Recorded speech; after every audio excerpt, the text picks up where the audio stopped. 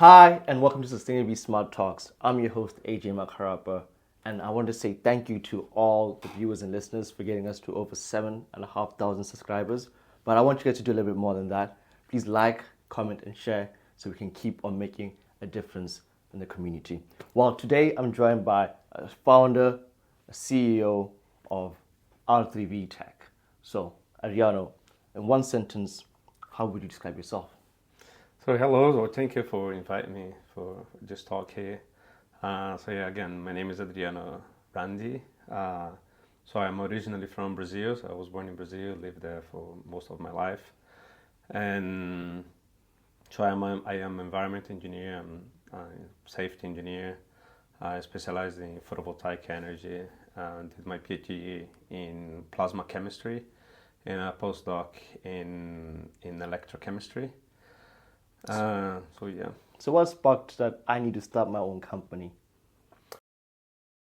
It started, so about 25 years ago, I was working in a biodiesel industry, a company that was manufacturing biodiesel. I was technical chemistry at that point. And during the night, the company was literally dumping all of the waste material into the river, and that was shocking me. And so this is when start driving my whole career. Then I decided, okay, we have to do something, to help the environment. And this is when I decided to do environment engineer, and then went through this whole career up to do my PhD in plasma chemistry. Yes, indeed. Where we were developing a plasma reactor that was doing carbon dioxide utilization, where you break down the CO2 molecule and utilize the carbon from the CO2 to synthesize chemicals and to make chemical in the industry.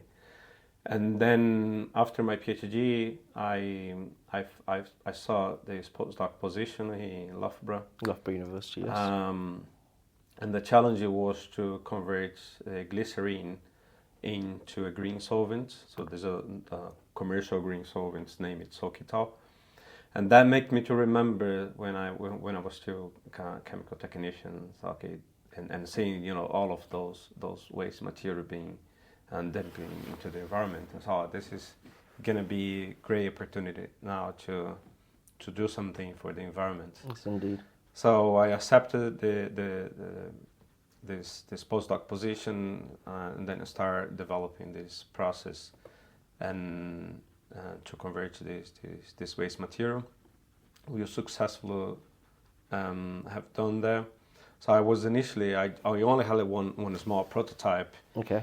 And I participate in a program here in UK called ICURe. ICURe, yes. Where indeed. you travel all of the places worldwide, speaking with potential customers, trying to learn what's the pain from industry, for industry Yes, related indeed. to this waste. And so I felt like all of this industry are, this is really painful. You have always to think about wasting money actually to deal with the waste. So if you find a solution for this material, it's going to be great. Yes, indeed. So I came back and made a proposal to the university and said, you know what, if you want this technology to move forwards, we need to open a company and start commercialization. We have to scale up and commercialize the technology. Yes, indeed. This is all. So there was really the opportunity to commercialize and see this project go Yes, forward. indeed, because ICURe is the Innovation Commercialization of University Research Excellence Program. Yes. Yes, indeed, and they can fund you up to £35,000 for you to go travel the world, to go meet investors. So this is a program as well. I'll leave a link for maybe potential founders of companies that they could look at, but it really works best if you're living here in the United Kingdom, as we are both living here in Loughborough University. But so you were born in Brazil, and you would see a lot of waste being thrown away. But you said the technical term biodiesel. Could you explain to the viewers what biodiesel is? Yeah, biodiesel is a green fuel, is a bio-derived fuel or renewable fuel, Okay. where the company, so you grow, you grow the seeds, and then companies take those seeds, extracts the oil from the seeds. From this oil, you can transform into these green solvents, into this green fuel. But as a result of this process, there's a huge generation of byproducts or crude material. This is the one we are dealing with. It's the consequence of the industrial process. There will be waste, but we can be more efficient with that and turn that into revenue. And that's where R3V Tech comes in. So tell us about your revenue model, how that works. So yeah, the way we developed our process was first utilize electrochemical process, where you simply utilize electricity to drive your synthesis, your chemical reaction, which compared to the traditional thermochemical process, where you take all of the starting material, put in a tank, high pressure, high temperature to synthesize chemicals. There's a huge waste of energy, heat transfer, things like that. So when you translate this one into electrochemical process, the current efficiency or the energy efficiency is much higher than compared to the traditional process. But this technology, although it has been discovered for a while, for more than a century, is being reintroduced into the science, into the process recently. So there's no industrial, commercial electrochemical process, in a large scale. So this is the challenge that we're taking out: utilize this process, which is much more efficient, and bring into industrial scale.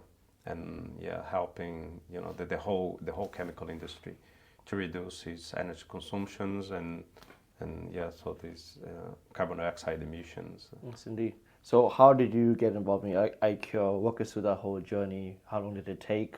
Which places did you travel? Anything you learned? Any memorable experiences?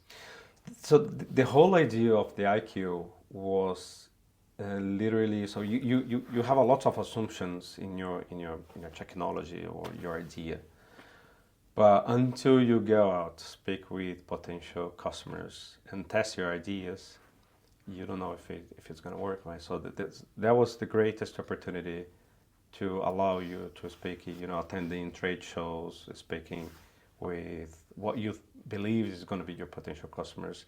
Some of those assumptions I was completely wrong. Yes. I wouldn't know if I would speak with them. So that was the whole opportunity to go there and to learn about your value proposition of your products. A lot of time I've seen a lot of other companies pivoting and the utilization of the technology. I was pretty sure this would be the proposition, but then we found out later that it's something much more value. So that you learn about the value proposition of your process. So that was the main thing. It was really great starting point. Great starting point. This is when the idea of creating this company was actually materializing. Okay.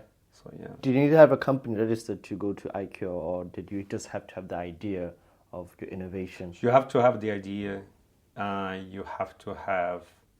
You have to be, in agreement with the university. Okay. So it's literally for spin-out companies or projects that is involved with university. Yes, indeed. After you got ICURe, what was the next step for the company? Because congratulations, by the way. I know the Royal Academy of Engineering Enterprise Fellowship has given you a lot of funding, I think up to £300,000. How did that happen?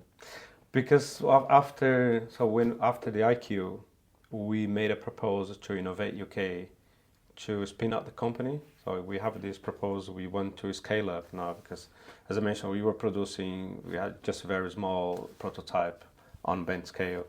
So we want to file a patent for this process technology. Okay. We want to create this company, and we wanted to scale up to the commercialization with the industrial scale.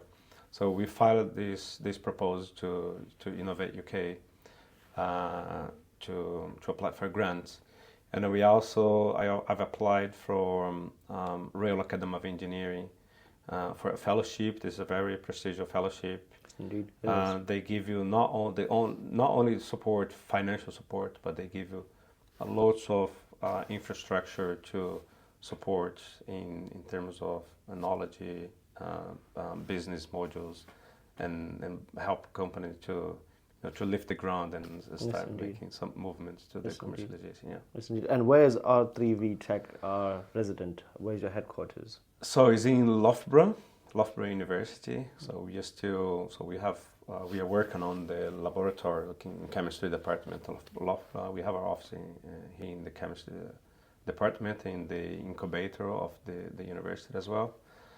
To be a founder, you got to be very passionate. I'm a founder of my own company called Aero Industrial, and our motto is go solar, go longer, because it's very hot in our country and there's lots of sunshine, so we want to plant a lot of photovoltaic systems there. And what's your motto, your company motto for R3V Tech? First, the R3V Tech is reuse, reduce, revalue your waste.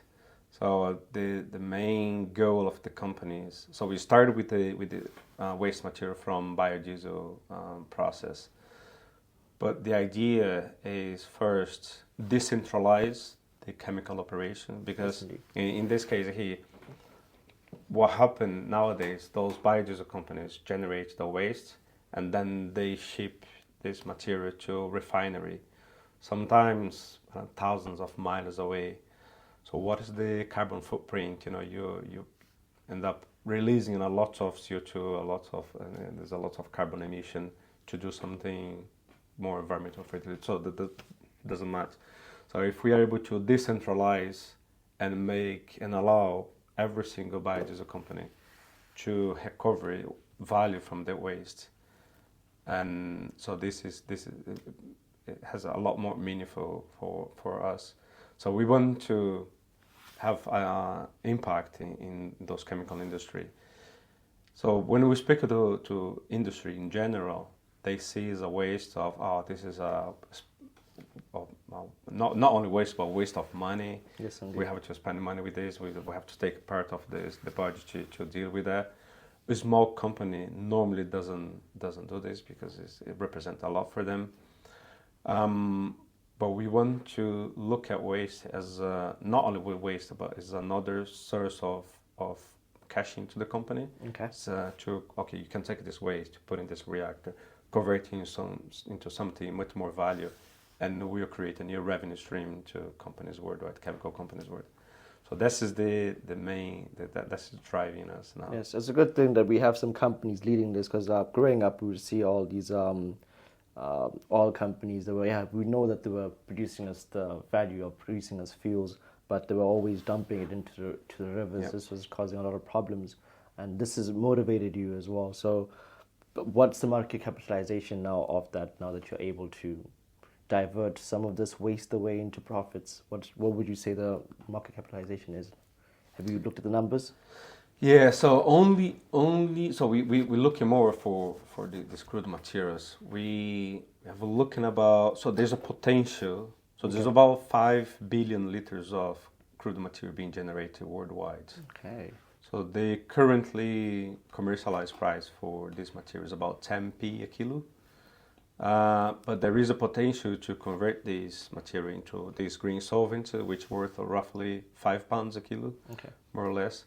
So if you take £5 a kilo times 5 billion, so it's about the potential market for 25 billion pounds for these materials. If all of the materials produced worldwide was converted into this green solvent. Yeah. So what long-term impact do you hope that R3V Tech will have, not just the industry, but beyond? The idea, again, we want to allow companies worldwide, not specifically for biodiesel, but chemical companies worldwide, to be able to convert their own waste material, their own low-value byproducts into something much more value in-house. So I think this is the main thing, because by doing this, imagine how many thousands of cubic meters of carbon dioxide will be the company will not be released just with transportation and all those chemical process. So we be avoiding to be releasing to atmosphere. And this is one of the contributions I think R3V Tech will be able to do in the future. Of course, to contribute with the reduction of all those climate change and those global impact on global warming. Yeah, I agree with that. And actually, Adriano is actually one of my mentors. He's given me a couple of books of how to commercialize. Not just you can have an idea, but you may not be able to commercialize. He gave me a very good thick book, and I turn to pages all the time. I would see him very focused, a very calm disposition about how he approaches, and I'm not surprised with the success that he has. But Adriano, what advice would you give to aspiring founders, CEOs in deep tech or sustainability focused ventures? I'm not very well experienced as CEO, but I believe that he's being humble, by the way. Very humble. All right. So I believe that what makes you successful is how many times can you fail and still keep strong, keep you believe in your projects. Indeed. And keeping finding alternatives. And I tell you what, I've been it's countless how many times I've failed, in the research, in the business development, in trying to find investors, and it's countless times. But you have to keep believing, keep strong, and keeping always finding different routes to what you aim to do. Yeah. Okay. What did you find most technically challenging in the design of your prototype? I think it was in the beginning because so I had only 1 year of this postdoc position. We had the challenge to convert this material into these green solvents, and I was about a week before finishing my postdoc, and I still wasn't able to do that. Mm-hmm. And I was about to go home, and so I started a new life, and then so that was huge things. After trying hundreds of different ways of converting, of doing this, making this process works. So that was really, really challenging. Yes, indeed. And we know that we are at Sustainably Smart. So how does R3V Tech implement sustainability into its business model? Well, we look at the whole chain of a process. For instance, how many steps we need to make a chemical, to synthesize a chemical. What are the sources of, for instance, let's say if we use methanol in our composition, where do those methanol come from? Okay. Is it petrochemical? Is that any other way we can make this in a more sustainable way? Can we decentralize the production in terms of energy efficiency? How can we reduce? So you don't only look, this is a bio-derived material, okay, this is okay, but you have to look at the overall chain of the material, energy resource, mm-hmm. and so everything. Okay, well, we've gone a little bit into the very technical bits now, but now let's bring it back to the start, because you were not just a CEO overnight or founder overnight. So you started your journey in Brazil. You've been around the world. I know you've been in Canada, you've been in Hawaii, you've been in the United States, and now you're here in the United Kingdom. Tell us about that journey now. So I was working as environmental leader of a multinational company in Brazil.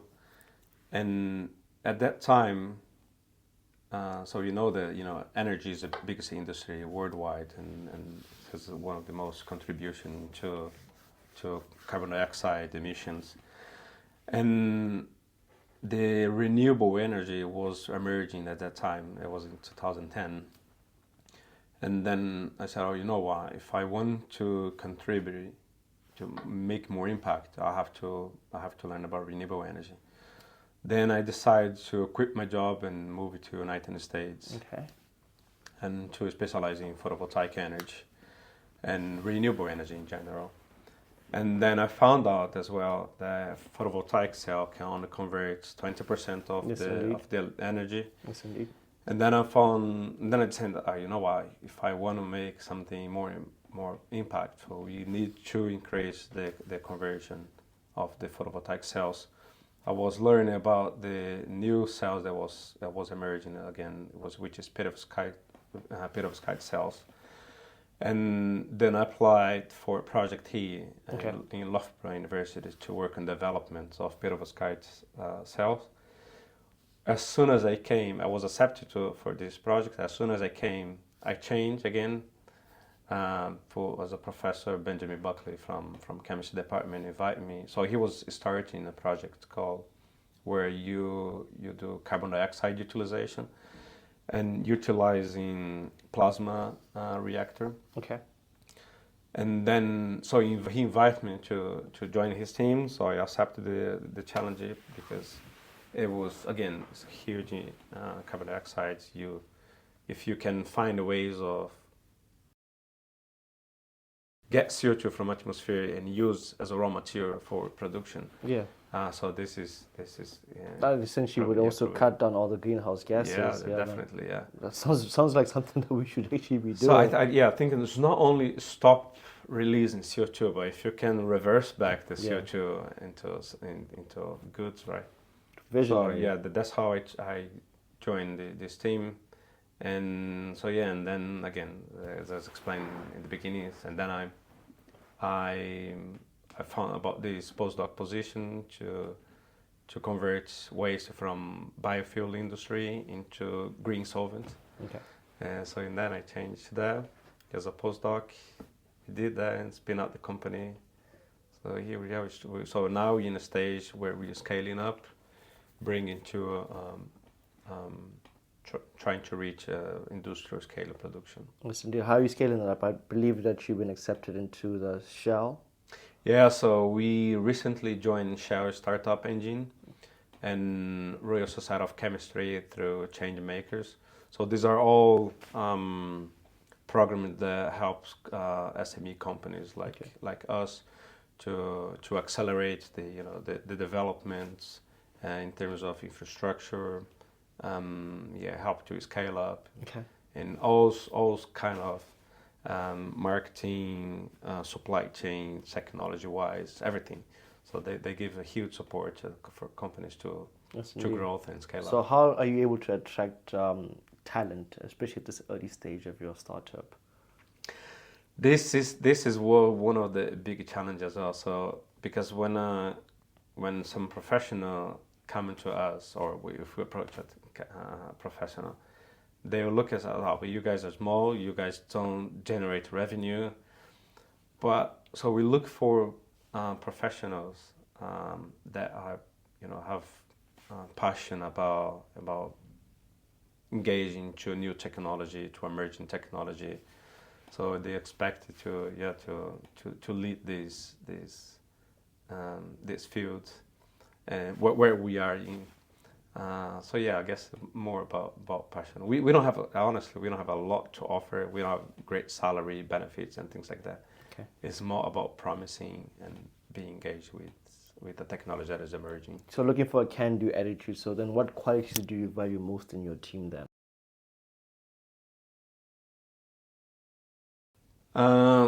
Great qualities is people that are independent. So I don't have time to be all the time, okay, you have to do this. A lot. Of course, we have weekly meetings to define what's driving, what direction should it go. But first, independent. Second, creative. Think out of the box. Don't think, everyone has done this one, it's not going to work. No. Try in a different way. Try to see what are the gaps in terms of process. And motivated people, self-motivated people is even more important. Creative. I think these are important things. And people are willing to learn, right? So I don't know everything. No one's know everything. But the fact that you don't know everything cannot be excused to say, no, I don't know how to do this, so I'm never going to work. But if you're willing to learn, looking for source of information, ask people around. I think this is important qualities. Yeah. Yes, indeed. As a CEO and founder, how do you personally manage the pressure of uncertainty? It is, this is a daily challenge. first thing is, which is very difficult, is to define what are the priorities. So in the beginning, I was feeling very guilty because I have so many things to deliver. I was only able to deliver, I don't know, 10%, 20% of my activities. But once you learn how to deal with all those activities and think about what are the priorities, what's going to really make impact to your results, and then focus on that. That's the other things. Well, it didn't happen. Sorry. Let's keep going. Yeah. As we close, how can people follow your journey or get involved with R3V Tech? Also, there's a website. It's www.r3vtech.com. So you can find me on LinkedIn. It's Adriano Randi. That's it. Well, this has been another episode of Sustainably Smart Talks. Well, Adriano, thank you for sharing your energy, your vision. Thank you for coming. Yeah, thank you very much. Thank you so much.